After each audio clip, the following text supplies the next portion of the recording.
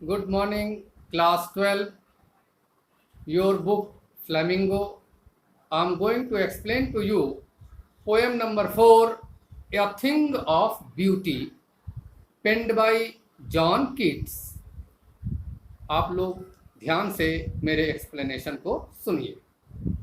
About the poet John Keats, इनकी timeline 1795-1821. बहुत कम उम्र इन्होंने जिया, लेकिन लिटरेचर में जो इनका योगदान है वो बरकरार रहेगा. काफ़ी नाम इन्होंने कमाया है. अब देखते हैं कि किस किस्म की पोएट्री ये किया करते थे. Was a British romantic poet. Romantic poet, Hindi में इसके लिए वर्ड है छायावादी रचनाकार. ये लोग नेचर से काफ़ी प्रभावित रहते हैं. इनकी राइटिंग्स में हमें नेचर के एलिमेंट्स का डिस्क्रिप्शन ज़्यादा मिलेगा, रीज़न की बात कम करते हैं. ऐसे पोएट्स रोमांटिक पोएट्स कहलाते हैं. तो जॉन कीट्स जो हैं ये रोमांटिक पोएट्स की श्रेणी में आते हैं. जैसे हिंदी साहित्य में सुमित्रा नंदन पंत, सूर्यकांत त्रिपाठी निराला इत्यादि का नाम आता है.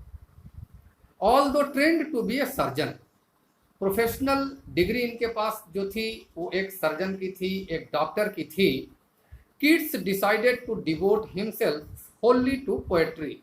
लेकिन इनका मन उस काम में नहीं लगता था और इन्होंने अपना जो वोकेशन चुना, अपना कार्य क्षेत्र जो चुना वो पोएट्री का चुना. सर्जरी का काम इन्होंने छोड़ दिया और होली डिवोट कर दिया, यानी लग गए पोएम्स लिखने में. कीट्स सीक्रेट, अब इनकी राइटिंग की जो सीक्रेट थी, जो बात थी वो ये है, हिज पावर टू स्वे and delight the readers. Readers इनको पढ़ते थे जब, या पढ़ते हैं जब, तो झूम उठते हैं. स्वे करना मीन्स हिला देना, डिलाइट करना मीन्स खुश कर देना. Lies primarily in his gift for perceiving the world and living his moods and aspirations in terms of language. देखते तो दुनिया में जो चीज़ें हैं सब लोग देखते हैं, लेकिन उनका वर्णन शब्दों में सही तरीके से पिरो पाना सबके बस की बात नहीं है. यही सीक्रेट था कीट्स का. The following is an excerpt from his poem Endymion. Excerpt आपको पता है कि एक टुकड़े को कहते हैं, एक अंश को कहते हैं. इन्होंने एक बहुत लंबी पोएम लिखी थी जिसकी टाइटल थी एंडीमियन अ पोएटिक रोमांस. उसका ये एक्सर्प्ट हमारे सामने एक चैप्टर, एक पोएम के रूप में है. The poem is based on a Greek legend. Legend कहानी को कहते हैं, जैसे the legend of Ram, the legend of Krishna. उसी तरीके से ग्रीक लीजेंड एक है, इन विच, अब इस लीजेंड में कैरेक्टर जो मेन है वो एंडीमियन है. अ ब्यूटीफुल यंग शेफर्ड, ये एक गड़रिया है जिसका काम है भेड़ बकरी चराना, एंडीमियन. एंड पोएट, वो पोएट भी है. हु लिव्ड ऑन माउंट लेटमॉस, ये माउंट लेटमॉस पर रहता था. Had a vision of Cynthia, इसके सपनों में सिंथिया आती है. अब देखते हैं ये सिंथिया कौन है. द मून गॉडेस, ये मून गॉडेस है, एंडीमियन के सपनों में आती हैं. द एन्चांटेड यूथ, एन्चांटेड कहते हैं जो किसी की ख्यालों में एकदम खो जाए. Youth resolve to seek her out, उसको पाने के लिए रिजॉल्व कर लिया, यानी कि दिल में ठान लिया कि इसको पा करके ही रहूंगा. किसको? सिंथिया को. And so wandered away through the forest, अब उसकी खोज में, उसकी तलाश में जंगलों में भटक रहा है. एंड डाउन अंडर द सी, और समंदर की गहराइयों को भी नाप रहा है सिंथिया को ढूंढने के लिए. अब पोएम को पढ़ते हैं और समझते हैं. A thing of beauty is a joy forever. Its loveliness increases. अब बता रहे हैं कि जो ब्यूटी की थिंग्स होती हैं ये हमेशा हमें जॉय देती हैं. इनकी लवलीनेस जो होती है ये कभी कम नहीं होती है, हमेशा इंक्रीज होती रहती है. कौन सी चीज़ें? जो चीज़ें जॉय की होती हैं. अ थिंग ऑफ ब्यूटी, सुंदरता की चीज़ें, सौंदर्य की चीज़ें जो हैं ये हमें हमेशा जॉय देती हैं। इनकी जॉय देने की क्षमता, हमें आनंदित करने की क्षमता, प्रफुल्लित करने की, प्रसन्नचित करने की क्षमता कभी कम नहीं होती। It will never pass into nothingness, ये कभी नथिंग तो बन ही नहीं सकती हैं। कौन सी चीज़ें? जो ब्यूटी की चीज़ें हैं, जो हमें जॉय देती हैं। But will keep a bower quiet for us. Bower shady place को कहते हैं। आपको पता है कि जहाँ झुरमुट होता है, कुंज होता है, पेड़ पौधे होते हैं, वहाँ पर अब देखिए किस तरीके से प्रकृति की तरफ हमें लेकर के जा रहे हैं। ऐसे पोएट्स जो रोमांटिक पोएट्स होते हैं, प्रकृति के अपने आप को करीब पाते हैं। तो but will keep a bower quiet for us, हमारे लिए ब्यूटी की जो चीज़ है वो बावर है, क्वाइट है। And a slip full of sweet dreams, ऐसी जगह मिल जाए तो हम स्वीट ड्रीम्स के साथ सो जाते हैं।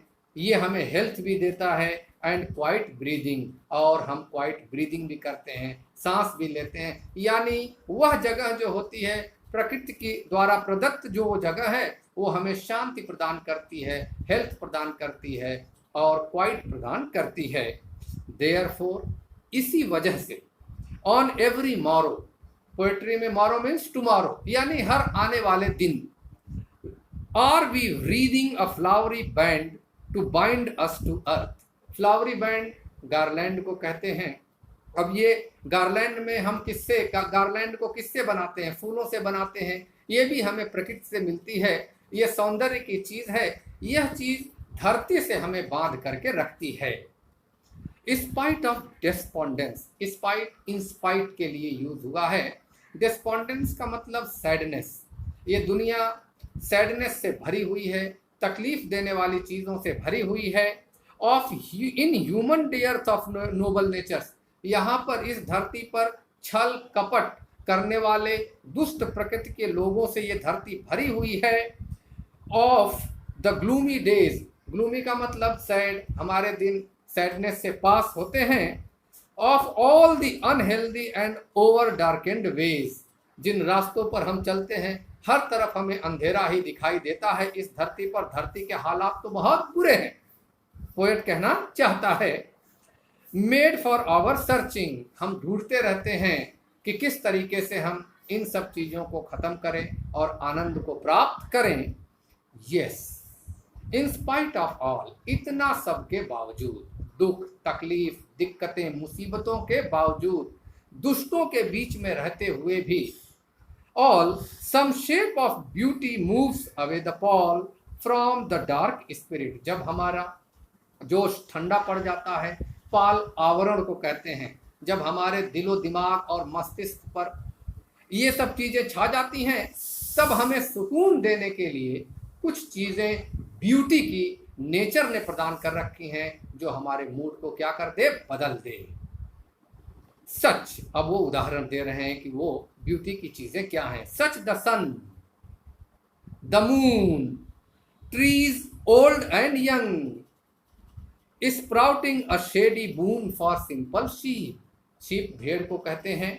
अब बता रहे हैं कि ये नेचर की जो चीज़ें हैं, सन है, मून है, ट्रीज हैं, ये वरदान साबित होते हैं किसके लिए? शीप के लिए।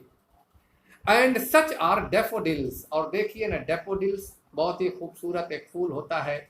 With the green world they live in, green world क्या है? जंगल हैं, जहाँ पर डेफोडिल्स हमें देखने को मिलते हैं। एंड क्लियर रिल्स, छोटी छोटी स्ट्रीम्स को, जल की धारा को, प्रकृति का भी ये एक गिफ्ट है हमारे लिए। वो क्या करता है? देखिए, reels that for themselves a cooling covert में, कोवर्ट कहते हैं ऐसी जगह जहाँ बुश वगैरह हो, वहाँ जलधारा बह रही हो, तो ये अपने लिए भी एक सुंदर सी जगह का निर्माण करते हैं। Make against the hot season, जब हॉट सीजन रहता है तो ऐसी जगहों पर जाकर के हमें सुकून मिलता है। द मिड फॉरेस्ट ब्रेक, एक छोटा प्रजाति का पौधा होता है जिसमें फूल नहीं होते हैं, फॉरेस्ट के बीच में। Rich with a sprinkling of fair musk rose blooms, musk rose एक प्रजाति के फूल हैं, और स्प्रिंकलिंग का मतलब जो दूर दूर तक फैले उसकी खुशबू, ब्लूम करते हैं, खिलते हैं, ये हमें आनंदित करते हैं। And such too is the grandeur of the dooms we have imagined for the mighty death. अब यहाँ पर बता रहे हैं कि हमारे पूर्वज लोग भी जिनके कारनामे हमें प्रभावित करते हैं, ये सब चीज़ें कुदरत ने हमें, और उन्हें याद करके हम आनंदित होते हैं, प्रफुल्लित होते हैं। तो ये सब चीज़ें कुदरत ने, नेचर ने हमें प्रदान कर रखी हैं। ऑल लवली टेल्स, इनके बारे में, अपने पूर्वजों के बारे में जो बड़ी बड़ी अच्छी अच्छी कहानियाँ हमने पढ़ी हुई हैं, दैट वी हैव हर्ड और रेड, जो हमने पढ़ा हुआ है। An endless fountain of immortal drink, ये ऐसे काम करते हैं। इमॉर्टल ड्रिंक अमृत को कहते हैं, तो इसकी तुलना अमृत से कर रहा है।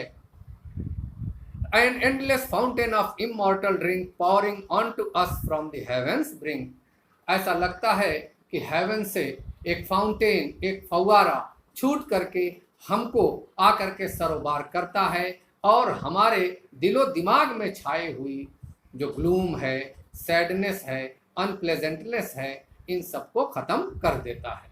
तो ये चिल्ड्रन एक एक्सर्प्ट है एंडेमियन अ पोएटिक रोमांस नामक लंबी एक पोएम है जिसे जॉन कीट्स ने लिखा है, उसका ये अंश। I hope you have understood the poem. Thank you very much, class 12. Tomorrow I will take the last poem of this book. Thank you very much.